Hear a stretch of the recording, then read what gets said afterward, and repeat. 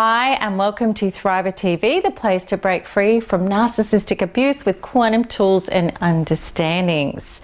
And I'm really excited about this particular Thriver TV episode. It's one that a lot of people have asked about. And I love this topic because it's a really curly one. And it's a topic about what is our inner guidance system, how do we trust it, and what is a fear that's real, and what is a trigger going off that isn't a real fear, and how do we tell the difference? So to begin, I just really want to say that none of us are truly infallibly psychic, and every time our inner warning bells go off, it doesn't necessarily mean our fear is valid. That's the truth, believe me. My inner guidance system is not always accurate. I don't really believe anyone's is.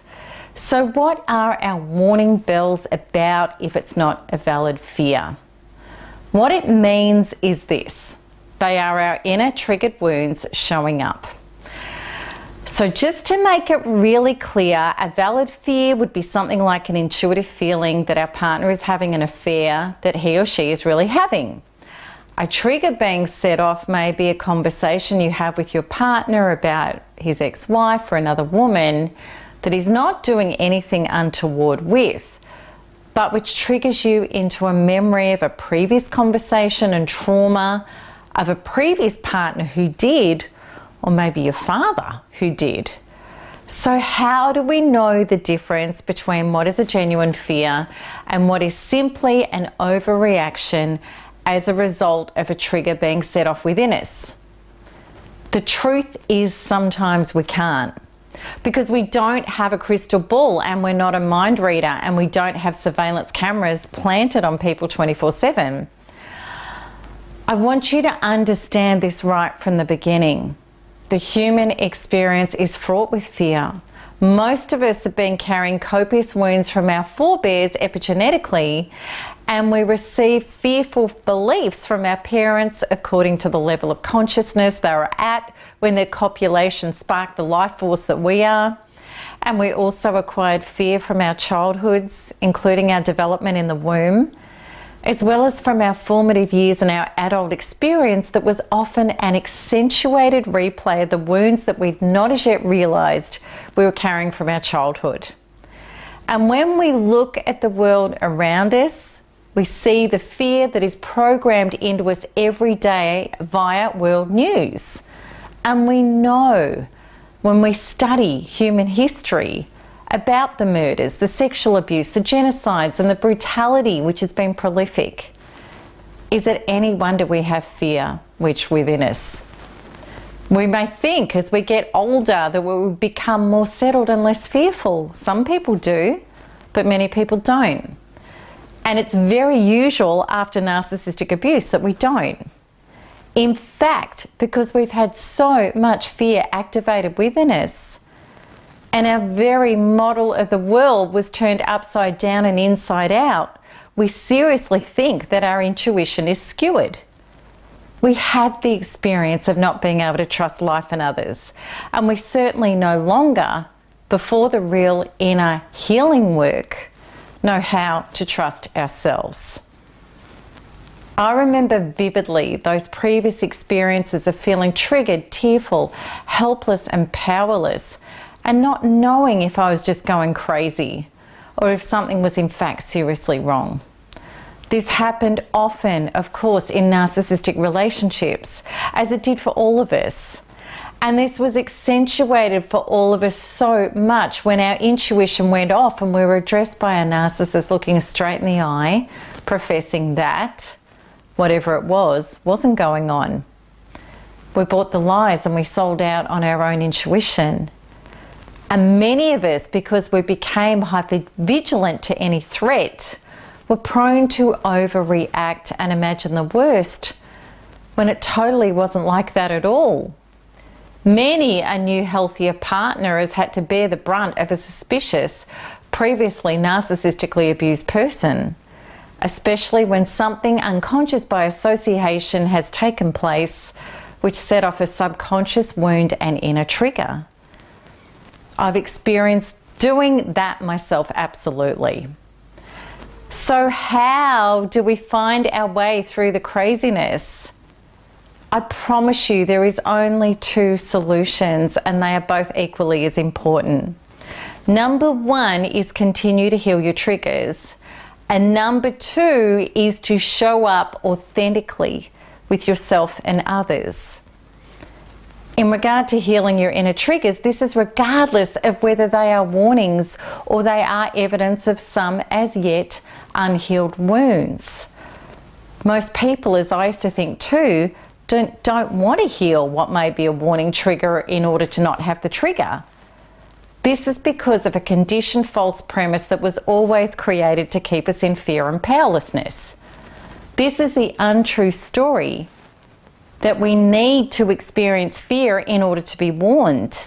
It's wrong town. When we go quantum and we're dedicated to releasing our inner traumas and triggers, this is what we realize. That we do not need the chemicals of adrenaline and cortisol to have the awareness of something not being right. In fact, the purpose of adrenaline and cortisol is to drain blood from our non-necessary parts, including our reasoning brain, and pump copious amounts of blood and specific chemical processes to the muscles in our limbs so that we can physically run up a tree away from a predator or fight back to save our life. And there is another purpose. This example explains it. Some months ago, I was on the freeway in my car in the wet, and a car spun out of control right in front of me. And at 80 kilometers an hour, I had a split second to brake left. It was automatic. My instinctual self took over and made me act without thinking about it. Because if I'd stopped to think about it, it would have been too late. I would have hit the car in my path.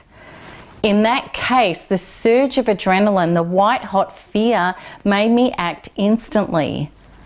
The charge of fear, therefore, is needed at times of physical threat, when we need power and strength or an automatic reaction. However, the chemicals of fear, cortisol and adrenaline, are totally counterproductive for all other times of threat, when what we really need is intelligence, structured reasoning, and solid action. And for when we have the need to show up calmly and authentically, to have a serious and even difficult conversation and investigate what we think may be going on, and seek resolution or solutions in a rational, mature way. But this is not possible.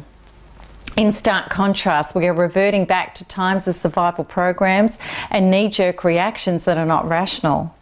And often this is not a physical survival issue, and we don't get the relief when the danger is over and the subsequent disbursement of the chemical cocktail that coursed through us.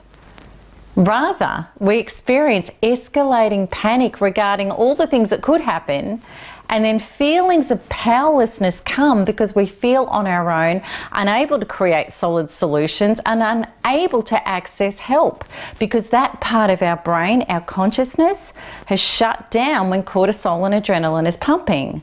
So what happens is we overreact, we hand power away. In fact, these times are when we're most likely to hand the narcissist the symbolic gun plus the bullets to shoot us with, because they use our wounds and fear against us. And we generally show up in ways that just accentuate what we're triggered about, be it real or otherwise. I honestly don't believe the real issue is whether or not our intuition is right or wrong. I believe the issue is how triggered we are. And are we being flooded by adrenaline and cortisol, which is shutting down our frontal lobe of reasoning and intelligence and throwing us into the back of our brain, our amygdala, which is only interested in fight and flee or freeze, and certainly not allowing us to anchor into being into our own inner being and be in our bodies and show up in our power in ways that can access or generate solutions.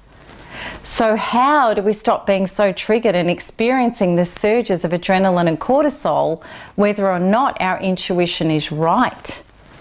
This goes back to the two necessities I believe provide us the solution to the entire conundrum of how to trust your inner guidance system. Number one is work on up-leveling and healing yourself from your old unhealed wounds that are causing you to live the patterns of fear and pain, because that creates space inside yourself for the good stuff, the inherent well-being, wisdom, peace, inspiration and joy for life that is the natural human experience when we're living unwounded. Then that automatically makes your inner channel a much more uncluttered flow of pure information. By doing so, you will find that many of the old repeat triggers no longer exist. The things that used to trigger you simply don't anymore. They're not important.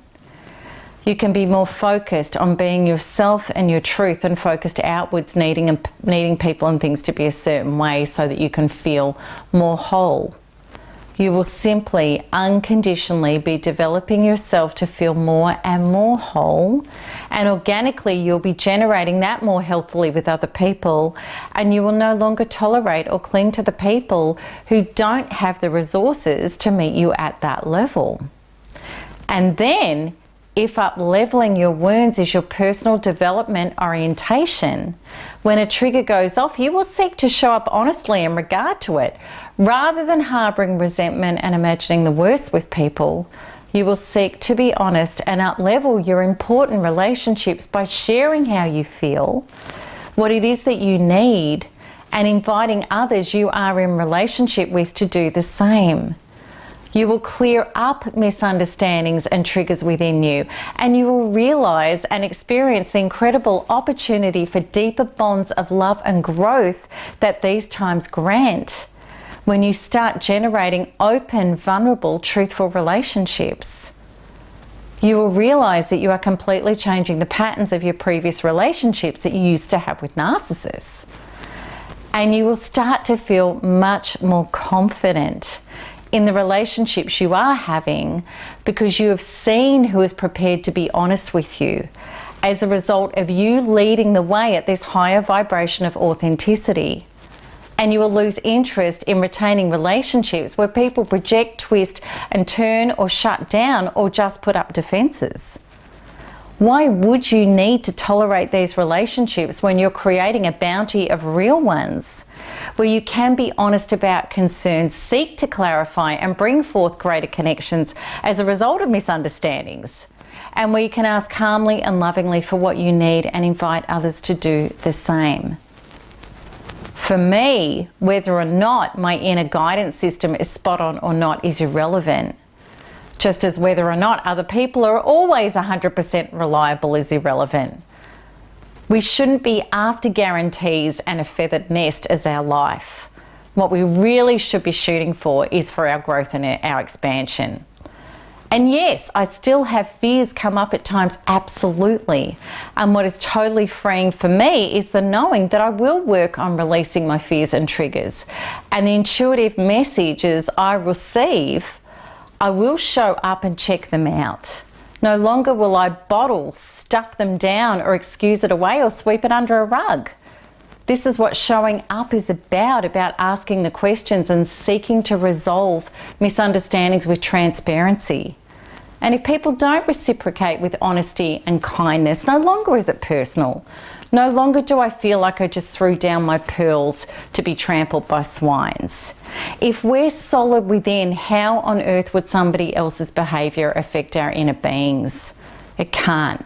It just means they aren't a match, and we let go and walk away, continuing our authentic, healthy life, grateful that we know that about them, and we're not going to contaminate our life with that level of unhealthiness.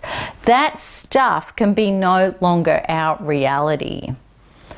And when we work on our inner beings to anchor into the beliefs of knowing that our higher self and life adores us and has our back, then we know that this evidence will be presented. And we trust this, and it does. And that's what thriving is all about. So anyway, the bottom line in regard to how to trust your inner guidance is this: you don't have to be right. You just need to be real. So that's it for this episode. So as always, keep smiling, keep healing, and keep thriving, because there's nothing else to do. Lots of love. Bye-bye.